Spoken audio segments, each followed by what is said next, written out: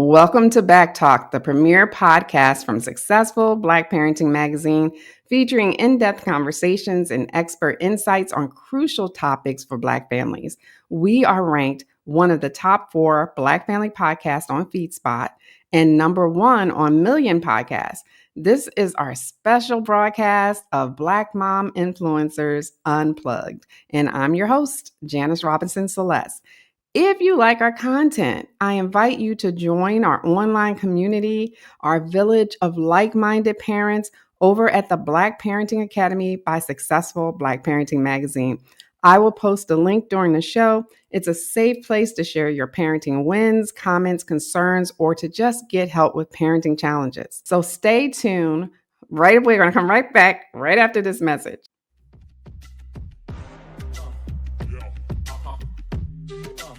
This is BACKtalk by Successful Black Parenting Magazine, the most listened to podcast for parents by parents.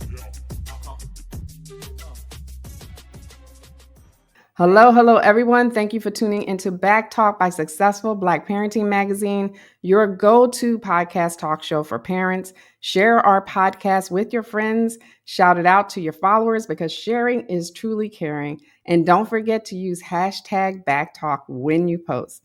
On BACKtalk today, I have a Black mom who does it all. She is an author and influencer, and she manages retreats throughout the year for Black families. Yeah, if you need to get away, stay tuned. Welcome to the show, Shanicia. I'm so glad to have you here. Hi, thanks for having me. I'm excited to be here. Now, I introduced you, but you are so much more.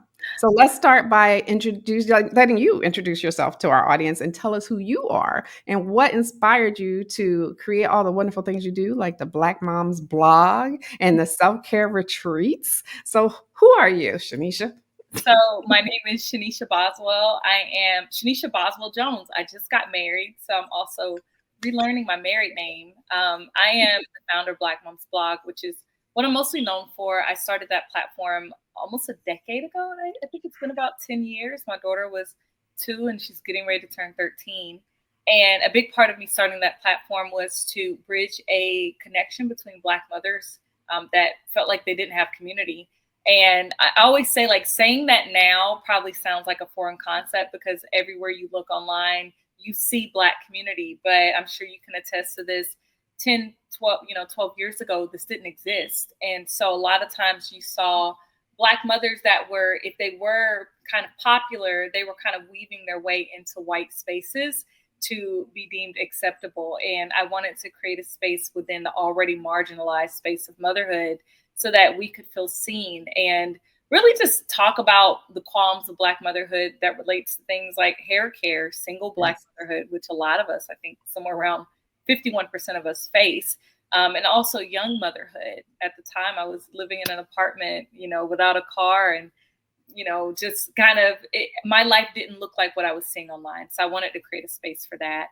And so I found myself in some ways kind of martyring myself in motherhood, and I lost Shanicia. And that's where the self-care retreats was kind of bloomed from. I started that business 6 years ago. So 6 years into Black Moms blog, I started the retreat company. And that was an international destination for women of color to release, relax, and unwind. And so that started off as mostly just women retreats. And then my daughter, when she turned 9, she looked at me and she said, "Mommy, where's my retreat?" And that's how we ended up with the mommy daughter retreats that we've been doing now for about 4 years as well. So that's a little bit about what I do and who I am. I am a woman who is constantly in an elevation space of improvement and loving myself and being healthy and traveling. And I always say it's important to separate those two things in what you do and who you are, because you're not what you do, you're who you are. So that's my long-winded introduction. And you're an author of some beautiful books. Author, yes. I write books. I have 2 of them here. Oh Sis, You're Pregnant, which is the ultimate guide to Black pregnancy and motherhood, and The Girl's Guide to Puberty, learning personal care as you grow up. And this book is for all girls, but specifically for our Black girls, so that they see representation of themselves through the pictures. Because I think a lot of us grew up with the All About You and the Care About Your Body books. And, it didn't really go into the depths of what it means to grow up as a young Black girl and loving your body, acknowledging your emotions, and bringing in some holistic methods of care when it comes to dealing with puberty as a whole. No, that's fantastic. You've done so much, and for the community as well. I'm going to look into your retreats myself because I need a break. I really do. Now, we do an icebreaker with every podcast, and we always ask our guests, like, what's one thing most people don't know about you that might surprise people? Oh my goodness. What's one thing that most people, I feel like I've lived my life online so transparently over the last decade. One thing that most people may not know about me is I'm from a really small town.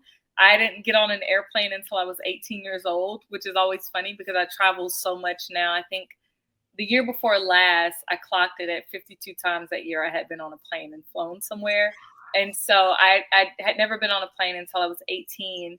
And I fell in love with traveling from there. And I told myself every year I have to go somewhere.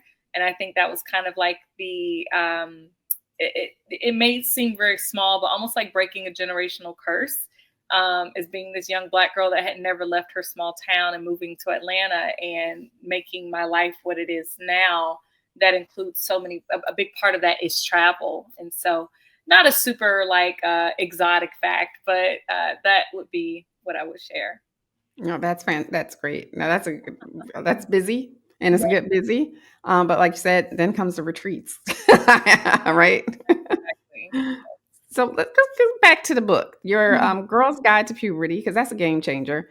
What do you feel is missing from how most parents, especially Black parents, are taught to talk to their daughters about puberty? I think just the conversation in general, like most mothers don't know where to start. And there's a lot of trauma when it comes to talking about puberty and Black women, especially in our Black daughters. And so I started doing period parties a few years ago through Black Mom's blog. And through research for that, I spoke to hundreds of Black women, grown women, and I would ask them, what's your period story? What happened? And I was surprised that the overwhelming response from women who said that they were either shamed, they were told don't come home pregnant. They started their periods and didn't even tell their mothers and had it for months and was, stealing pads from them and, getting them from friends. And so I found that just the safe space to have the conversation was important because I think when we start to talk about puberty, so much is wrapped up in pregnancy. And of course, we know pregnancy is why we have menstruation, it's the reproductive system. But when you're talking to your 10-year-old about their puberty and their period, that's the last thing you need to be talking to them about is don't come home pregnant. And there's so many parts to puberty besides the period. There's so many other parts. And so I find that most people, they find it uncomfortable. They're dealing with their own trauma. And you can't have an open, transparent conversation with your daughters when you're dealing with the fact that maybe when you were her age, you never had this conversation. There was never a safe space for you to talk about what you were going through and all of these different bodily functions and emotions. And how do I clean myself? How do I, take care of my body in this way? I'm feeling all these new feelings. What does this mean? And so a lot of parents feel especially unprepared to even dive into this conversation. How do I prepare my daughter for her rites of passage into womanhood while still letting her know she's still a little girl and this is okay and this is normal and all of us go through it. And so having a daughter of my own, I noticed how we were having the conversation, and Cameron has been talking about periods since she was 6 years old. But just the spaces that we had to go into, and I wanted to write a book that made it easier for our girls to understand, but also made it easier for their mothers to navigate the conversations privately. And I always say that a period is not secret, but it is private. And how do we navigate that in today's world? I think that's wonderful, and the fact that we can have period parties now, Yes. there's no shame to that, because I could tell you, I can't even remember if my mom even said anything to me much about it besides "Don't come home pregnant." I heard that more than one time. Um, I remember my mom thinking that, I missed my period when I first got it because, you're irregular, that I was pregnant when I wasn't. I remember, what else do I remember? I remember my period taking forever for me, and all my friends had it. Mhm. So that was the other thing. But and I thought something was wrong with me. My mom took me to the doctor to see what was wrong with me. So I was 16 when I finally got mine. So I was a late bloomer, but yeah, that's the only thing I can remember. So to celebrate this is a wonderful thing, to normalize it for our girls. And I applaud you for that. Thank you. Yeah, it's one of the most I think important works. Like, I've done quite a few things, and this one is very high on my list of importance because it is literally changing the conversation for our next generation. Yes, yes. And what are some signs that our daughters are ready to have the talk? And how can we make that moment empowering? Empowering, like Well, empowering, and there's talk that some, instead of awkward. I don't want. I want. I always feel like it's an awkward situation for parents, and I get that yeah. from parents a lot. Like they don't know what to say. Well, I think there's the physical and then there's the emotional, right? So the Yeah. physical is you start to see the breast budding, you start to see growth spurts, acne. If they're comfortable talking to you about discharge and they're, you're seeing their panties and maybe they're seeing some discharge, their bodily smells, hair growth, right? And so normally our girls start to grow hair around 6 to 8 years old, starting earlier and earlier because of the Mhm. hormonal changes. And so you'll start to see some of those things physically, but then emotionally, right? Like most of our girls, when they're that young, they want to wake up at the crack of dawn. They're up, they're doing the things, and then you start to notice that your daughter is wanting to sleep in until 11 a.m. She's a little bit more snappy and emotional. What does that look like? What does that mean? She's becoming more secretive. She's losing that mommy hold me baby girl to I need to be left alone, and you're having to fight with her a little bit. And so those are all the subtle changes of puberty because it's all based around hormonal changes. And I think as adults, I'm a 36-year-old woman and I struggle at times to balance my hormones. And I feel like as I've gotten older, they've become more erratic. And I think we forget that at times we're seasoned in this, right? We know that one day we're sad and the next day we'll be happy. But for our girls, when you're 10, 11 years old and you're going through these hormonal emotional changes, you don't realize that you're going to recover. You don't realize that today you being sad means that a week from now it probably won't even matter. You don't realize that the sense of failure or whatever it may be, you can recover from it. And so for them, it's like it's really hard because they haven't learned the tools to recover, and a lot of times they need safe spaces just to um, be held. And so I always tell my parents, I'm like, this is a place for you to learn an obscene amount of patience, right? Like little girl snappy, don't fuss at her. She probably just needs to be held. She probably needs you to lay on the couch with her and hold her and let her fall asleep. And words don't always heal things the way that touch does. And sometimes that comforting feeling, especially during puberty, is so connecting for them to feel seen because they may not have all the words to express what they're going through at the time. So I think that's the biggest part. Is it's a learning lesson for mothers and their daughters. And not age specific, but according to development. So it can be an 11-year-old if they're going through these things. Got it. Interesting. Okay. Well, what culturally specific messages do you think Black girls receive about their bodies, and how Mm. can moms help them unlearn those harmful narratives? So many things. I mean, we've Mhm. all seen, I'm sure we've seen the reports about girls and even thinking about our own personal experiences. When you ask a girl or a grown woman, how old were you the first time somebody made a sexually explicit comment about your body? Most of us were single digits, 5, 6 years old. And so our bodies are different. We're curvy, we're shapely. I have a friend of mine, her daughter's a cheerleader, and she had her on a mostly white team, and she was thicker than the other girls. You know what I mean? And she was shaped differently. And then she moved her to a black team where most of the girls look like her. And so I think like learning about how to take care of your specific body and your body's okay the way that it is super important. And I think also things like we have a chapter in here talking about hair care, how important that is because our hair is different, right? And so if you're going through puberty and you go to a not so diverse school where most of your classmates are white and you have Susan with her long blonde hair and Rebecca and she has curly hair, and you're looking at yourself and like, am I beautiful? And I think that we live in a time now where the messaging is a lot louder for our girls to say, hey, accept your beauty. Your black is beautiful.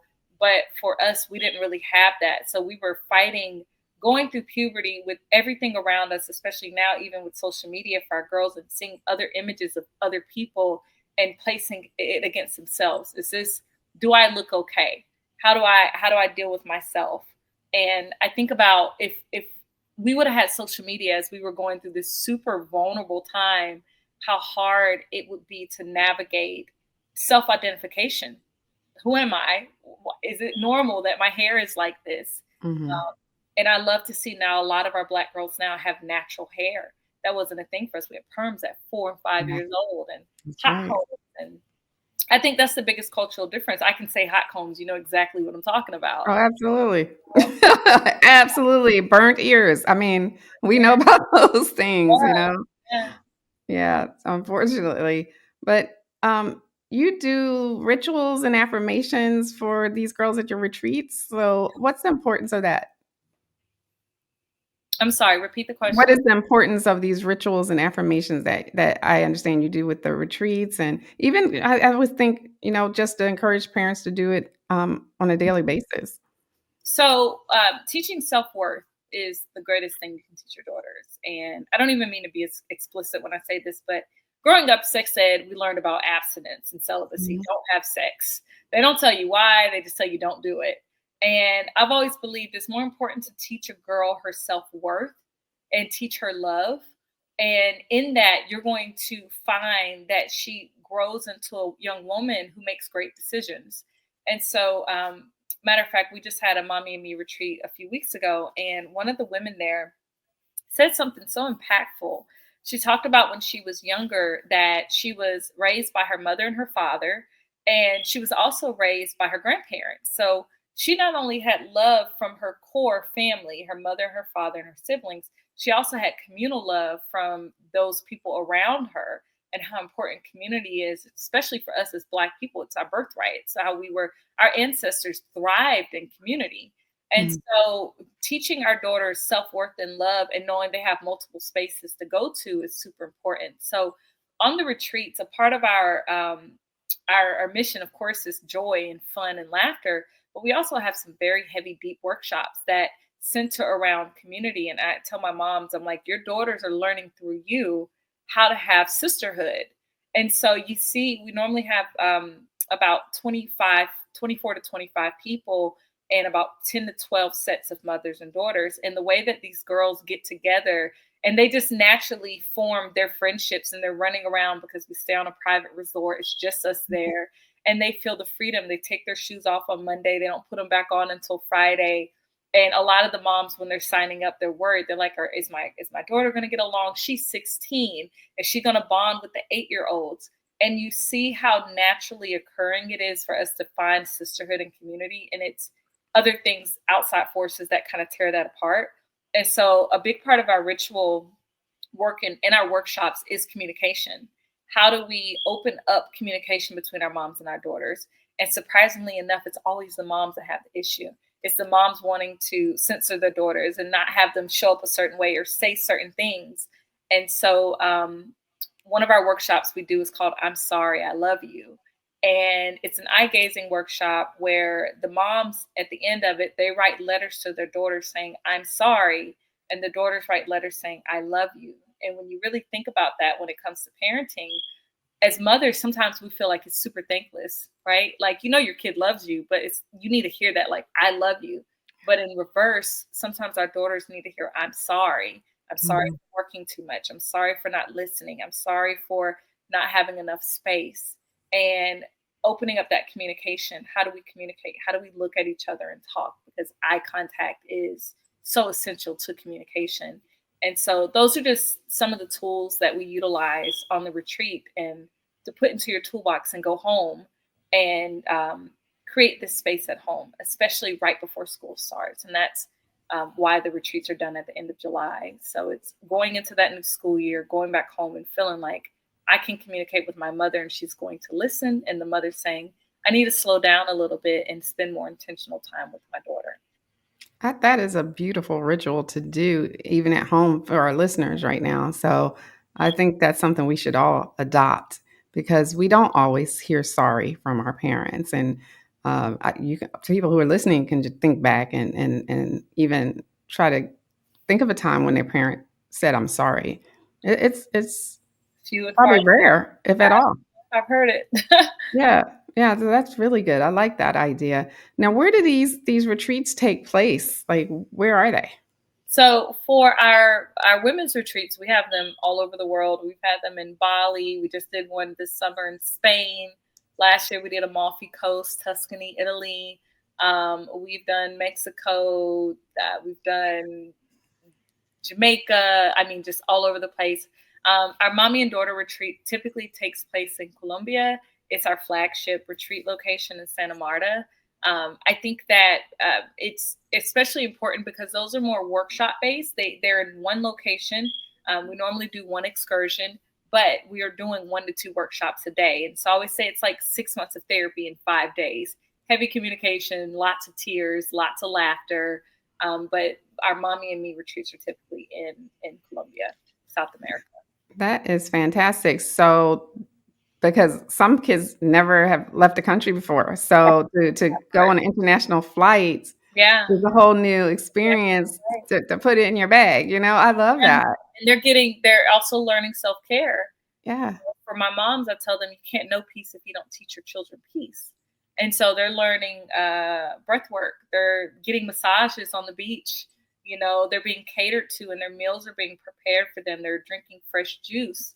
And so there's so many quiet elements of healing that's happening there, from healthy, fit lifestyle to eating well, and how that corresponds with your menstrual cycle. We do our own personal period party on the retreats. And so we do a cacao ceremony and talk about the heart chakra and how the chocolate is tied to the heart, and how we love chocolate during our menstrual cycle. And it's like the biggest girls sleepover camp you can think of.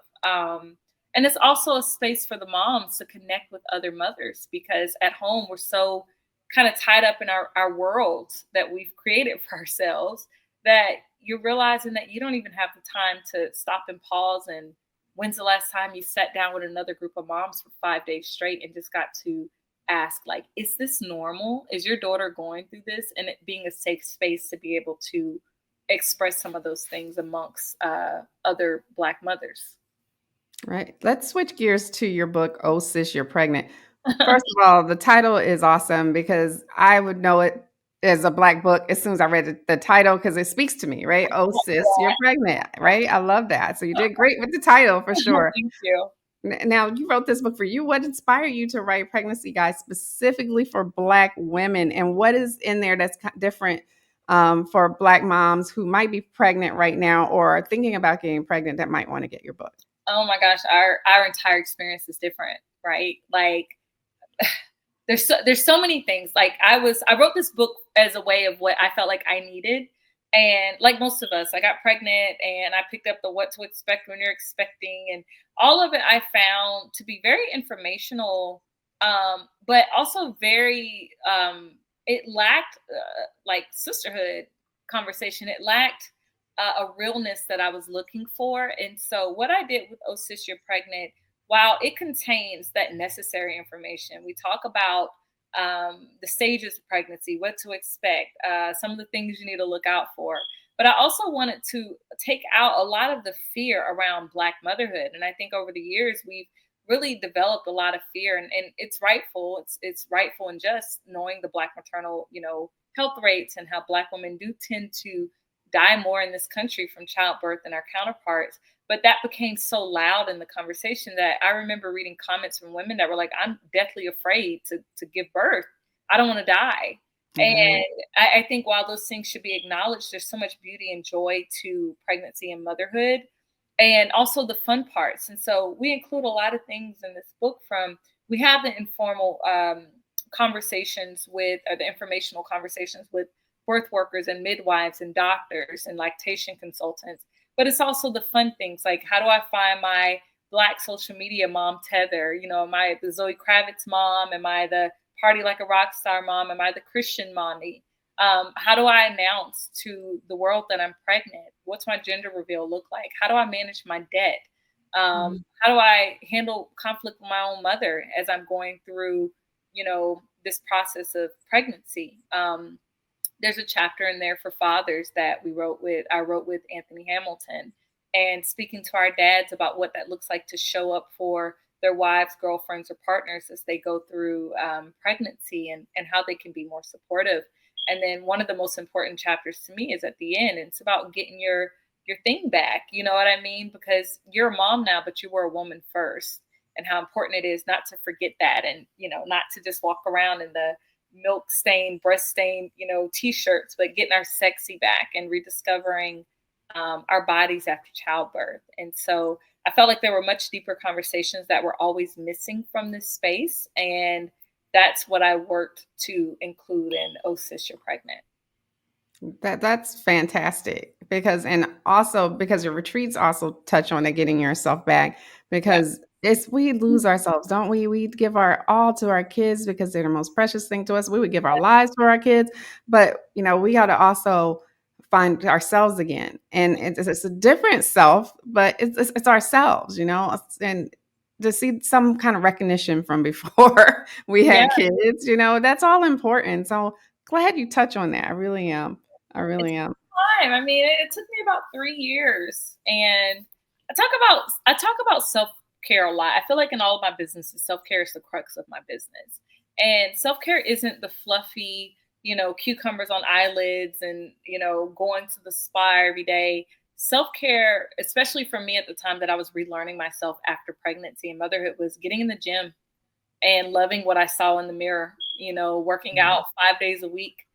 It was going and getting braces as an adult and feeling confident in my smile. It was learning how to eat better. It was getting my credit score up, right? Like paying off my debt, learning how to manage money, because you can't have self-care if you're worried about your light bill. It was, furthering my education in some ways. And so I think that we have made self-care so fluffy, but not realizing that you have to build a foundation for self-care to exist. And that was really important to me. Absolutely. And I relate to all of those things because, for me, self-care is freedom. So if I can get free of that, free of this, free of that, to where I can just shake it off, that's less stress and tension. And I can give that time to my family instead of being worried about, I now got to do this and make up for that. And yeah, you don't want that in your life if you can help it. Absolutely. What are the top 3 things you wish every Black mom knew before becoming pregnant or even becoming a parent at all? One of my biggest forms of advice is don't self-isolate. I think that I think this is something that relates to women, Black women, women in general, not even pregnancy. We tend to unique our situations to the point of isolation. We think that it's either so bad, nobody will understand, nobody's going through it, and we isolate. And so when you get pregnant, especially if you're the first one in your friend group to get pregnant, and you start to think everything has to change. Like I have to get new mommy friends and I have to do all these other things. And a part of that is you killing your old self. And so I always say, like, learn how to recategorize friendships. Like, so your college friends, you may not be with them as much anymore, but they still hold a place of importance in your life when you need that night out or that night in with a glass of wine. So one, don't self-isolate. Two, speak up loudly all the time. If something feels wrong, if it's not right, if you're uncomfortable, tell someone. And if they're not listening, go elsewhere. I changed hospitals when I was 28 weeks pregnant. 7 months, I went to a completely different hospital because I didn't feel like I was being seen where I was in the way that I wanted to be seen, and I felt comfortable. And so speak loudly, advocate for yourself, Yes. advocate for the things that you want. It's for some people, once in a lifetime experience, this may be your only pregnancy. Make sure that you're getting all the things that you want and that you desire. Number 3, I would say take care of your health. Preeclampsia, gestational diabetes run heavy in our community. And a lot of times we're still being taught that you can eat whatever you want. You're eating for 2. But understanding that pregnancy is like an Olympic race, and the more you prepare for it, the better you take care of yourself during it, the easier it can be. We don't have to have the story of gaining 200 pounds during pregnancy and never getting it off. One of the things that you said, and this is such a sensitive topic in our woman community as Black women, but you said that self-care for you is freedom. And it's hard to experience that when you're uncomfortable in your weight, when you're unhealthy in your body. And these things can be prevented with healthier eating, daily exercise, moving your body. And I wish that we had more safe spaces to discuss that without it sounding like judgment. We as Black women are 54% overweight and obese in our community, and we can come up with reasons and excuses and why this happens. But 30 minutes a day, better food options, no more KFC, no more soda. These things could improve those numbers for us. Absolutely. And it is work, but it's worth it. It's worth it. Everything is hard. Choose your hard. Yeah. Yeah. What advice would you give a mom who's trying to raise a confident daughter while healing her own inner child at the same time? Therapy for yourself, therapy for your daughter.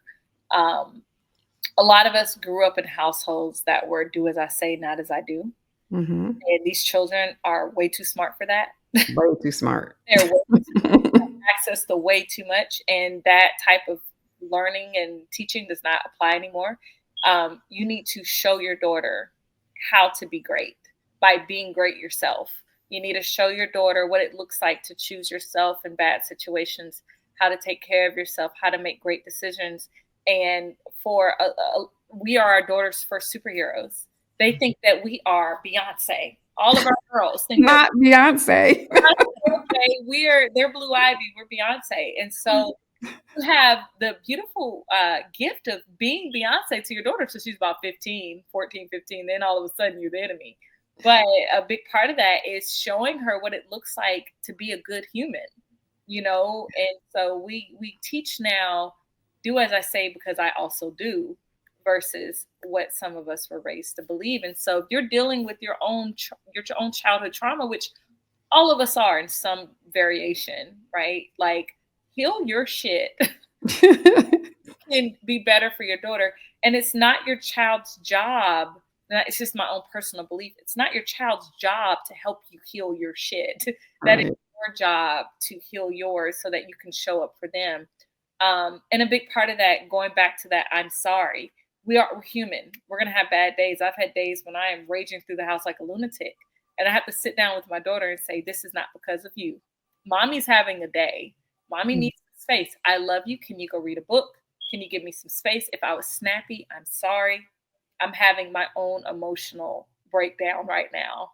And so sharing that space is super important, but also being transparent in the communication and teaching them good and bad emotions, because everything's not going to feel good.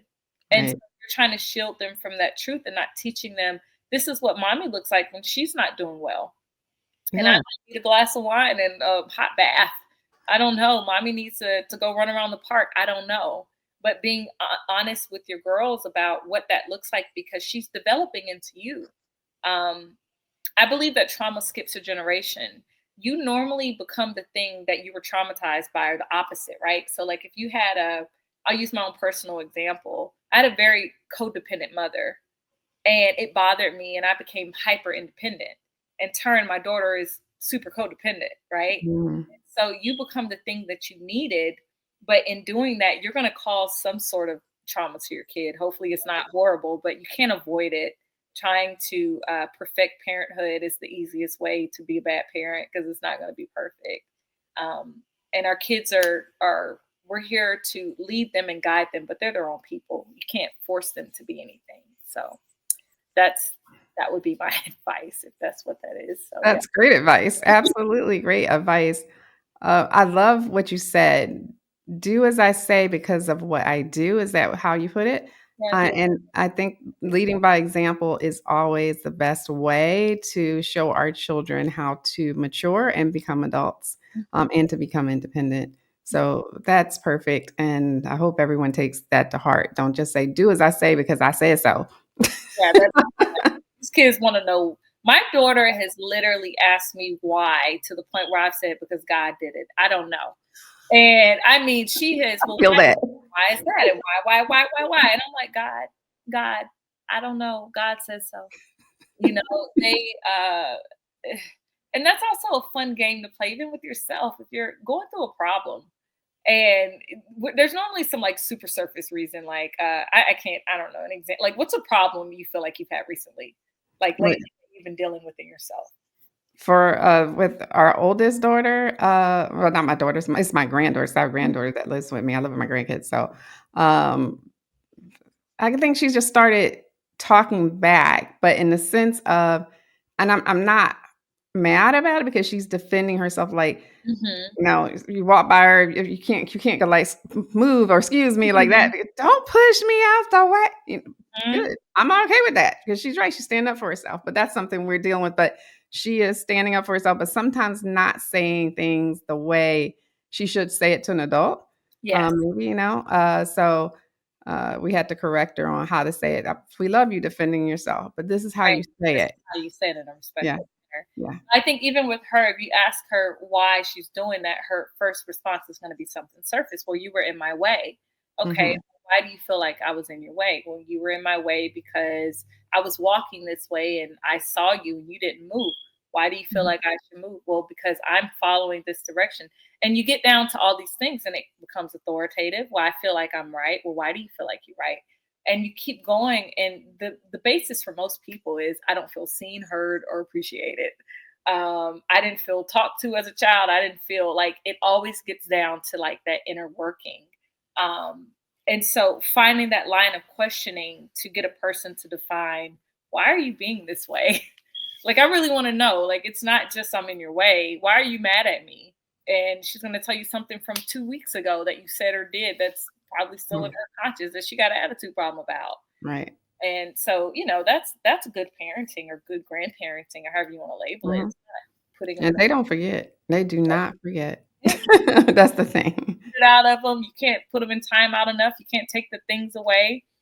Good parenting is communication, getting to Yeah, the root of, why are you acting this way? How do we fix it? absolutely. Shanisha, what's next for you? Any new books, Oh my retreats, goodness. projects we should be watching for? I am currently in the process of redefining my entire life. I just got married. I think that I struggle right now with what most people struggle with. I always struggle with the word influencer. I'm not a fan of influencer. I think I'm a business owner that has amassed a decent following, and people tend to listen to me sometimes. So I am redefining what that looks like. Black Mom's blog has changed so much over the years. I remember when we first started it, it felt like such an authentic place, and the internet was so authentic, and reaching people and things like that felt real. And it's shifted a lot, algorithm, paid advertisement, all the things. And Mhm. so redefining my love for my business and full transparency, because I have fallen out of love with it. I was exhausted. You hear the saying a lot, like, who heals the healer? And it's like the healer gets exhausted as well, like the person that's constantly in the space of trying to make sure everything's okay. And so I think I'm in a space right now. I'm working on my fifth book. I am planning on releasing in the next year or two. But also just taking time for myself, being selfish with myself, not sharing so much online, and living in reality, because we've become such a digitally influenced community of people that we're forgetting what it feels like to like go outside, and where they say touch grass. And so Mhm. I'm doing a lot of touching grass right now. And you said it, you're like, did you share that you got married? And I was like, yeah, I posted pictures. But I never, I didn't even share my relationship for the last year and a half, really. I wanted that, finding that it's okay to like keep some things to yourself, and everything doesn't need an audience, I and agree. that's the space that I'm in currently. No, that's great. That's a great space to be in because the internet has become so wide open and some things we don't want to know, but yet people are sharing There's a just to have lot something to post. Yeah. don't want to know. And No. also, I think developing the okayness with separations of certain things, and, um, you know, removing yourself and not feeling like you have to be at every table. You know, Yeah. that feels, privacy right now for me feels really great. Absolutely. When's your next retreat? So we just wrapped up our two retreats for this year. We had our retreat of joy in Barcelona and Sitges, Spain in June. And we had our Mommy and Me retreat a few weeks ago in Colombia, South America. And so our next retreats will be next summer. We have the Elements of Nature Jungle retreat in the Dominican Republic. And we have our annual Mommy and Me retreat again in Colombia. Mhm. Oh, fantastic. Fantastic. So Before we go, because we're running out of time, how can our audience follow your journey, support your work, go to your retreats, and stay connected to your message? Yes, so I am almost confident. I'm tagged somewhere below this video. You can find me on Instagram at Shanicia Boswell, ShaniciaBoswell.com. And all of my offerings are there. And for the books, Oh Sis, You're Pregnant, The Girl's Guide to Puberty, they're also on Amazon, Barnes & Noble, Walmart.com. Anywhere you can buy books, you can buy copies of those books. And like you said before, sharing is caring. If you don't have a child who's in that age range, buy it for a friend or a family member who needs it. Or if you have a friend that's pregnant, gift her the book. It's never too late in your pregnancy journey to read this book as it goes through pregnancy and also postpartum. And I think as women, we all need that last chapter on getting back to self. Even if you had that baby 12 years ago, it's not too late to learn about the beauty of you. So that's where you can find me, Shanicia Boswell. Well, I think we already follow you everywhere, but I will make sure we do if we don't, but I'm pretty sure we do.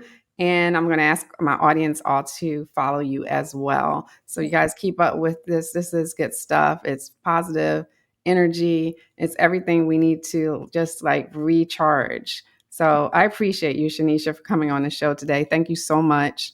Thank you. And I'm going to address the elephant in the room. I told JR. Is it okay if I call you JR? That's right. Times.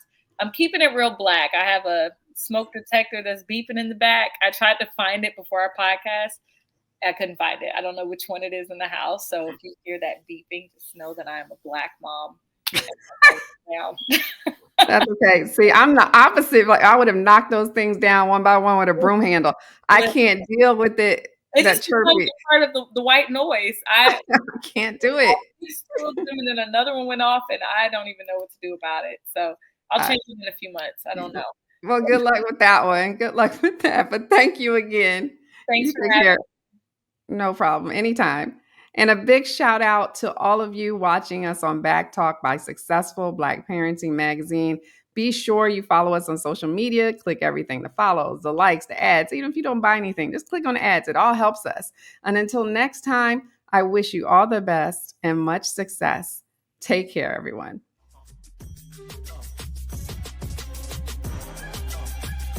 Thanks for tuning in to BACKtalk by Successful Black Parenting Magazine. We'll see you soon.